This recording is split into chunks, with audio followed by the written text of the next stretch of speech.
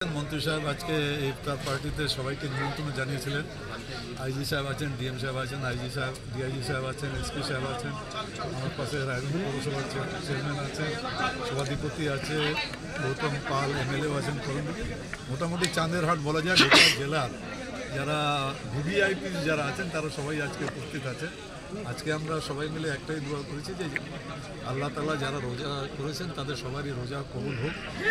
আর আমরাও এখন যেহেতু আমরা একটা রাজনৈতিক ব্যক্তিত্ব, আমাদের মুখ্যমন্ত্রী মাননীয় মমতা বন্দ্যোপাধ্যায় সবসময় একটা কথা বলেন যে ধর্ম যার যার উৎসব সবার।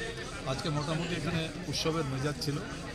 আগাম আমরা সবাইকে ঈদের মুবারকটাও দিয়ে দিচ্ছি, কেন হয়তো হতে পারে সেদিন আমার সঙ্গে দেখা না হোক। আপনাদের মাধ্যমে সবাইকে আজকে যারা এখানে শরিক হয়েছেন আমাদের ইফতার পার্টিতে সবাইকে অগ্রিম ঈদ মুবারক।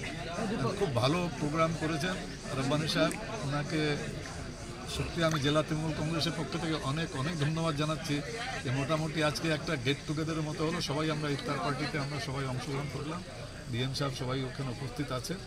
একটাই আবার আপনাদের মাধ্যমে একটাই কথা বলবো যে আমরা সবসময় আমাদের মুখ্যমন্ত্রী সর্বধর্ম সমন্বয়ে বিশ্বাস করেন। খুব ভালো লাগছে যে এখানে আমরা সব মিলেমিশেই এই ইফতার পার্টিতে আমরা সবাই অংশগ্রহণ করেছি। আগামী দিনে আপনাদের মাধ্যমে আমরা এই জেলাতে আমাদের এখানে কারো কোনো সবাই এখানে মিলেমিশেই আমরা থাকি, আগামী দিনেও থাকবো, আগেও ছিলাম। আপনাদের মাধ্যমে সবাইকে অনেক অনেক পবিত্র রমজান মাসে অনেক অনেক মোবারক এবং অগ্রিম ঈদ মোবারক।